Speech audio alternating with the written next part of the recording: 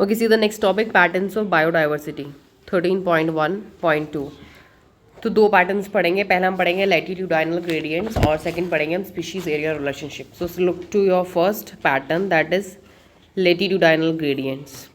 तो देखिए इसमें आपको ये समझ में आएगा कि बायोडाइवर्सिटी का पैटर्न क्या होता है, किस बेसिस पे उसका काम चलता है, क्या ट्रॉपिक रीजन्स होते हैं, क्या टेम्परेट रीजन्स होते हैं, स्पीशीज़ रिचनेस या ज़्यादा वैराइटीज़ ऑफ डाइवर्सिटी हमें कौन से रीजन में मिलेगी and Y region will be also there. Okay, so see the diversity of plants and animal is not uniform throughout the world but shows a rather uneven distribution. तो हमारी जो diversity होती है plants की वो uniform नहीं है। ऐसा नहीं कि जैसी यहाँ पे है वैसी कनाडा में हो, वैसे अमेरिका में हो, या वैसी नॉर्वे में हो, यूरोपियन कंट्रीज़ में। It's not like that. तो वहाँ पे क्या होता है कि वो जो है अनइवन डिस्ट्रीब्यूशन दिखाती है। सपोज़ इंडिया में हमारे यहाँ पे किसी स्टेट में और ज़्यादा है, कहीं और जगह पे और कम है। Okay, for many groups of animals और plants there are interesting patterns in diversity. तो अलग अलग प्लांट्स और एनिमल्स के ग्रुप के लिए बहुत इंटरेस्टिंग पैटर्न्स होते हैं डाइवर्सिटी के। The most well known being the latitudinal gradient diversity. तो सबसे ज़्यादा हमारा जो वेल नोन पैटर्न है वो हमारा latitudinal gradient in diversity. In general, species diversity decreases as we move away from the equator towards the pole। तो हमें ये पता है कि अगर अपने ग्लोब को पूरा देखते हैं तो हमारी जो डाइवर्सिटी होती है वो डिक्रीज होती है। इक्वेटर में डाइवर्सिटी ज़्यादा होती है। अगर हम इक्वेटर से ऊपर को जाना शुरू करें, ये इक्वेटर है, बीच वाली लाइन इक्वेटर होती है हमारी, इसी को लैटिट्यूड बोलते हैं। बीच वाली लाइन जो हमारे अर्थ को डिवाइड करती है ना, सेंट्रल लाइन जो अर्थ को डिवाइड कर रही है दो एक्सिस में, उसको बोलते हैं लैटिट्यूडाइनल, वो लैटिट्यूडाइनल ग्रेडियंट है। अगर मैं यहाँ से ऊपर को जाना शुरू करूँ तो मेरी जो कंट्रीज़ यहाँ पे आएंगी वो पोलर कंट्रीज़ आएंगी, बहुत ठंडी कंट्रीज़ जहाँ पे बहुत ज़्यादा बर्फ़ गिरती है, ये समझ लीजिए आप, स्नोफॉल होता है। क्लियर हो गया? तो जहाँ स्नोफॉल होगा तो मतलब ठंडा ज़्यादा है, तो मतलब कि डाइवर्सिटी भी धीरे धीरे वहाँ कम होगी उस एरिया में। तो आपको याद रखना है कि species diversity decreases as we move away from equator to poles. With very few exceptions, tropics, latitudinal range of 23 degree north to 23.5 degree south harbor more species than temperate region। अगर हम tropics की बात करें तो यहाँ पे ये जो हमारा रेंज दे रखी है, इस रेंज में हमें सबसे ज़्यादा स्पीशीज़ मिलती हैं एज़ कम्पेयर टू टेम्परेट या पोलर एरियाज़। तो डायग्राम में आ सकता है कि किस रेंज पे हमें ट्रॉपिक्स पे ज़्यादा स्पीशीज़ मिलेंगी। तो you have to mention this. Colombia located near the equator. देखिए कोलंबिया जो हमारी कंट्री है वो नियर इक्वेटर है, has nearly 1400 species of birds. तो यहाँ पे करीब हमारी 1400 स्पीशीज़ हैं बर्ड्स की कोलंबिया में, क्योंकि इक्वेटर के पास है। क्योंकि इक्वेटर से अगर बताया भी ऊपर को मूव करेंगे तो स्पीशीज़ कम होंगी, तो यहाँ पे ज़्यादा होंगी। ठीक है, तो इसके पास करीब 1400 बर्ड्स की स्पीशीज़ हैं। वाइल न्यूयॉर्क जो है हमारा वो 41 डिग्री नॉर्थ पे आता है, तो उसके पास सिर्फ और सिर्फ 105 स्पीशीज़ हैं, सिर्फ 105 स्पीशीज़ हैं उसके पास बर्ड्स की। And Greenland has 71 degree north पे है वो, और उसके पास सिर्फ 56 है। मतलब जितना बढ़ता जा रहा है उतनी स्पीशीज़ हमारी कम होती जा रही हैं। तो आप रेंज देखना क्या रेंज है और वहाँ पे कितनी स्पीशीज़ हैं। India with much of its land area in the tropical latitudes. India का सबसे ज़्यादा एरिया जो है वो ट्रॉपिकल लैटिट्यूड में आता है, मतलब we are here in the centre of the axis. हमारी ना हम ऊपर है ना हम इधर है, इस वजह से हमारी सबसे ज़्यादा यहाँ पर स्पीशीज़ डाइवर्सिटी देखी जाती है, कि हमारी कंट्री की जो लोकेशन है वो अर्थ में वो यहाँ पे है लैटिट्यूड में। ये आपको याद रखना है।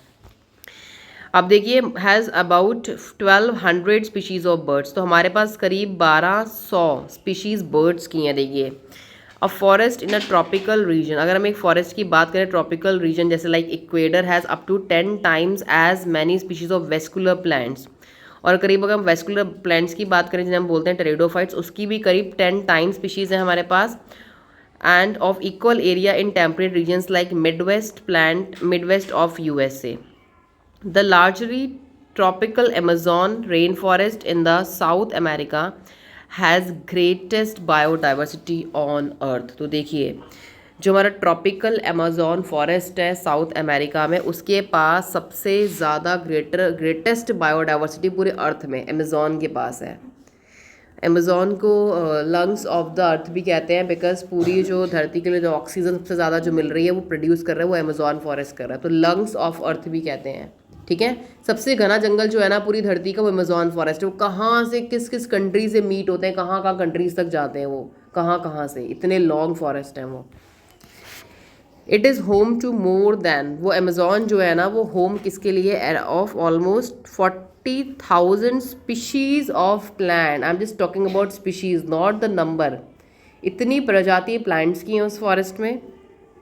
3,000 टाइप्स की फिशेज़ हैं, 1,300 बर्ड्स टाइप की स्पीशीज़ हैं, 427 मैमल्स की, 427 अम्फीबियंस की, 378 रेप्टाइल्स की, एंड मोर देन 1,25,000 इनवर्टिब्रेट्स। इसमें इंसेक्ट्स वगैरह हमारे सारे आ जाएंगे। Scientists estimate that in these rainforests there might be at least 2 million insect species waiting to be discovered and named. Scientist ने इवन ये भी बोल दिया कि करीब इन फॉरेस्ट में, आई मीन अमेजोन फॉरेस्ट की बात कर रहे हैं, करीब यहाँ पर अभी इतनी ज़्यादा 2 million insects, about 20 lakh insects हमारे जो है वो डिस्कवर होने बाकी हैं, उनकी नेमिंग करना बाकी है। इतनी ज़्यादा डाइवर्सिटी है अमेजोन में। Okay, now see next, come to the next para.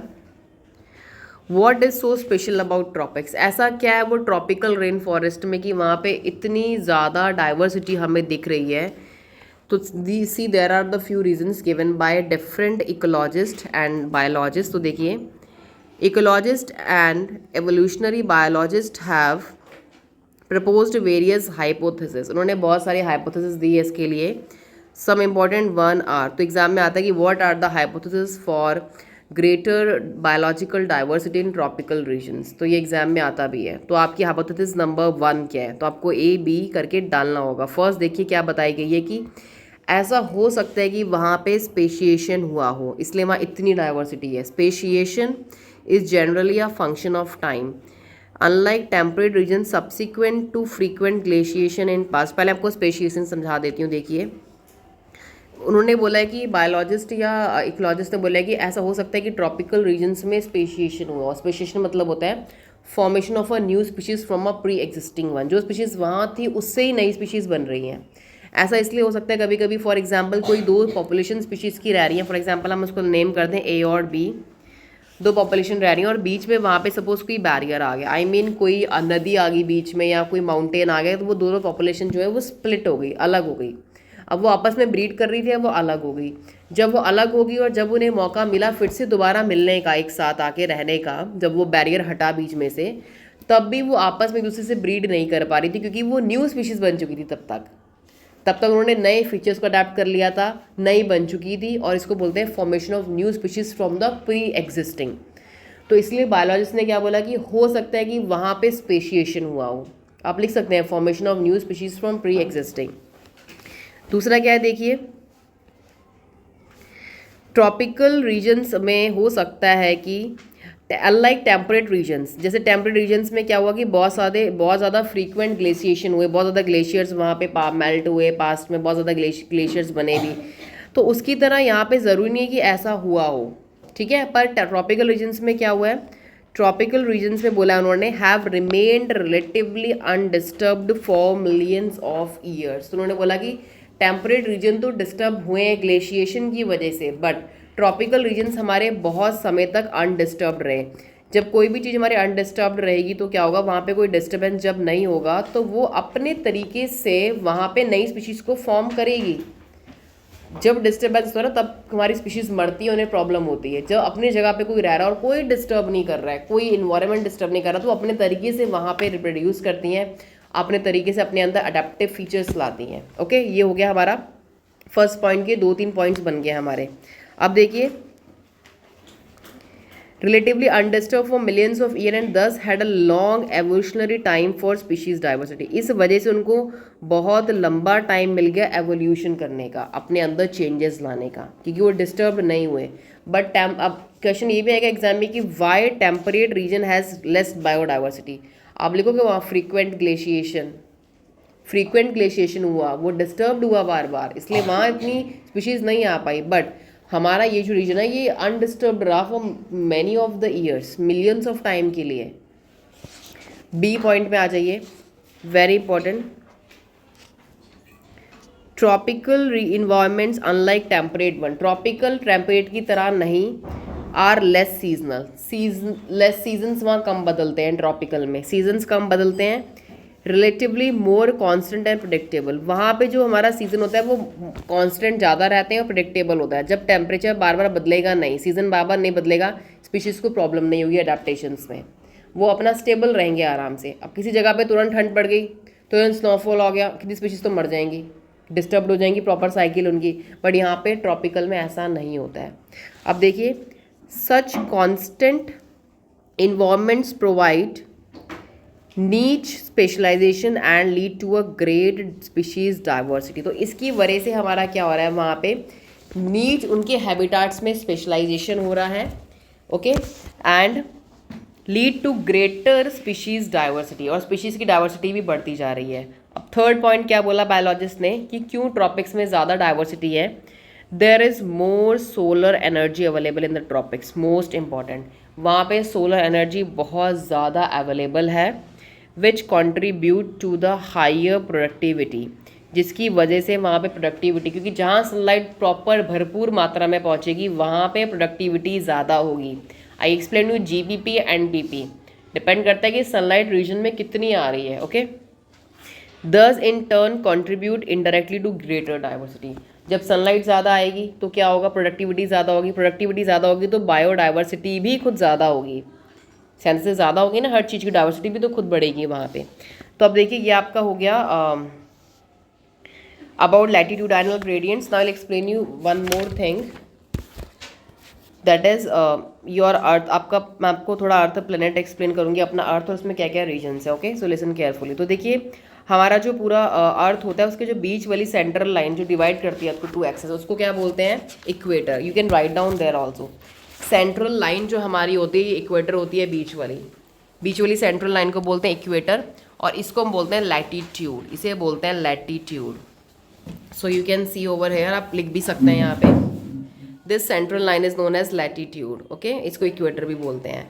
अब देखिए जो यहाँ से कर रही है हमारा वर्टिकली डिवाइड, ये वाली लाइन, ये हमारा होता है longitude, this is known as longitude. तो ग्लोब में दो लाइंस होती है हमारे पूरे अर्थ में, एक बीच वाली इक्वेटर लैटिट्यूड, ऊपर वाली लंबी लॉन्गिट्यूड। अब देखिए एक बहुत इंपॉर्टेंट चीज़ यहाँ पे और है, वो ये है कि देखिए जो कंट्रीज़ हमारी यहाँ पे आएंगी और जो कंट्रीज़ यहाँ पे आएंगी इस लाइन के पास, जो इस लाइन के पास, उन दोनों की बायोडाइवर्सिटी में डिफरेंस होगा। देखिए क्यों, मैं एक चीज़ आपको बताती हूँ उसमें ऐसा क्यों होता है। देखिए जो हमारा ये हमारा पूरा प्लेनेट है और हमारा सन यहाँ होता है, हमारी सन की जो पोजीशन है वो ये है, सन इज़ ओवर हेयर, सन यहाँ पे होता है। अब सन हमारा यहाँ होता है तो सनलाइट जो होती है वो हमारी यहाँ पे डायरेक्ट फॉल होती है सीधी बीच वाले रीजन में। सन ज़्यादा पास लैटिट्यूड के है, सन ज़्यादा पास इक्वेटर के है, और इन कंट्रीज़ के लिए सन बहुत दूर है, इन कंट्रीज़ के लिए सन क्या है, बहुत दूर है, जिसकी वजह से यहाँ पे सनलाइट कम पहुँचती है। अब रीज़न बताऊँगी क्यों, क्लियर हो गया। पहले आपको ये समझना है कि सन यहाँ ज़्यादा पास है तो यहाँ डायरेक्ट सनलाइट जा रही है, इक्वेटर, क्लियर हो गया, हम भी इक्वेटर के पास ही रहते हैं। अब देखिए यहाँ पे देखिए क्या आप रीज़न लिखेंगे, sunlight here hit at 90 degree angle, देखो यहाँ 90 डिग्री एंगल बन रहा है, सनलाइट यहाँ पे किस एंगल पे हिट कर रही है, देखो 90 डिग्री कहाँ बन रहा है, look over here carefully, I will show you. ये अर्थ है, ये सन है, ओके, यहाँ से सन रेज आ रही हैं और ये सीधा 90 डिग्री बन रहा है, सन रे सीधा आ रही हैं, यहाँ पे 90 डिग्री बन रहा है, क्लियर हो गया।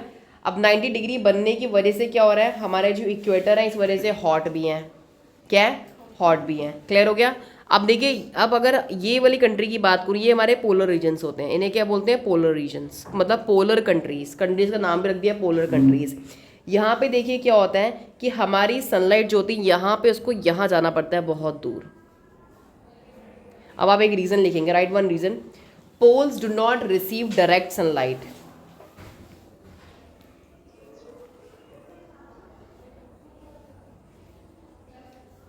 And sunlight has to take a long path to reach pole, sunlight को बहुत लंबा रास्ता तय करना पड़ता है पोल्स तक पहुंचने की वजह से। सो sunlight has to take long path to travel poles, so it has to deal with greater number of atmospheric particle. So it has to deal with greater number, तो रास्ता लंबा तो एटमॉस्फेरिक पार्टिकल्स ही बहुत होंगी पार्टिकल्स बहुत ज़्यादा, therefore particles क्या कर लेंगी, मोर एब्जॉर्प्शन, ज़्यादा लाइट को एब्जॉर्ब कर लेंगी, पार्टिकल्स ही एब्जॉर्प्शन कर लेंगी लाइट का, एंड लाइट को वहाँ से स्कैटर कर देंगी। इसलिए पोलर कंट्रीज तक सनलाइट बहुत कम पहुँच पाती है। This reason you will not get in your book, you must know this reason to understand. Clear हो गया? Sunlight has to take a long path, यहाँ से सनलाइट को बहुत ही लंबा रास्ता तय करना पड़ता है यहाँ से ये पोलर कंट्रीज तक, और यहाँ पे बहुत सारे एटमॉस्फेरिक पार्टिकल्स होते हैं जिसकी वजह से वो लाइट का एब्जॉर्प्शन करते हैं और स्कैटरिंग करते हैं, तो लाइट हमारी यहाँ से यहाँ तक प्रॉपरली नहीं पहुँच पाती है। क्लियर हो गया? तो देखिए ये हमारा हो गया, इसलिए हमारे जो पोल्स होते हैं वो सनलाइट रिसीव नहीं करते हैं, एंड फॉर मैनी मंथ्स, कितने मंथ्स तक, आपने देखा कि कितने महीनों तक कुछ यूरोपियन कंट्रीज़ में ना अंधेरा रहता है 3 महीने तक, वो इसलिए होता है एक्सियल टिल्ट की वजह से, एक्सियल टिल्ट की वजह से होता है, जिसकी वजह से उनके कितने महीने तक वहाँ पे सूरज की रोशनी नहीं पहुँचती है, पूरा अंधेरा। फिर नेक्स्ट 3 मंथ पूरी लाइक रोशनी, रात में भी वहाँ रोशनी रहती है। ऐसी कंट्रीज़ भी है वहाँ पे, तो उन लोगों का जीना जो जिस तरीके से सर्वाइव करते हैं वो ऐसे अडाप्ट कर लेते हैं अपने आप को, for them it's like normal, उनको कोई प्रॉब्लम नहीं होती है। Okay, that is the reason why poles are cold. Exam में अगर वाई पोल्स आर कोल्ड तो आप यही रीज़न लिखेंगे जो मैंने अभी आपको जस्ट बताया 2 स्टेटमेंट में। This reason you will write. Why equators are hot, equators hot क्यों है वो रीज़न लिखेंगे कि 90 डिग्री का एंगल बनता है, सनलाइट डायरेक्ट आती है, इस वजह से इक्वेटर हॉट होता है। ये 2 रीजन्स हो गए। Now see you can also, जो हमारा देखिए कुछ पोलर कंट्रीज़ जैसे हमारी कनाडा में आपको पता है बहुत ठंड पड़ती है, कनाडा, ग्रीनलैंड, ये सब हमारी पोलर कंट्रीज़ हैं। ओके, आइसलैंड हो गया, फिनलैंड हो गया, ये सब हमारी कंट्रीज़ पोलर कंट्रीज़ होती हैं, यहाँ बहुत ज़्यादा ठंड पड़ती है, तो आपको इनके नेम्स पता भी होने चाहिए। तो ये हमारा जो पूरा का पूरा है वो है लैटिट्यूडाइनल ग्रेडियंट्स में इंपॉर्टेंट है कि why tropics have much diversity, उसके 3 रीजंस आपको याद रखने हैं, और टेम्परेट के पास क्यों नहीं है इसके भी आपको पता होने चाहिए, उसमें ग्लेशिएशन वगैरह हुआ। Okay, now see next topic will discuss will be species area relationships.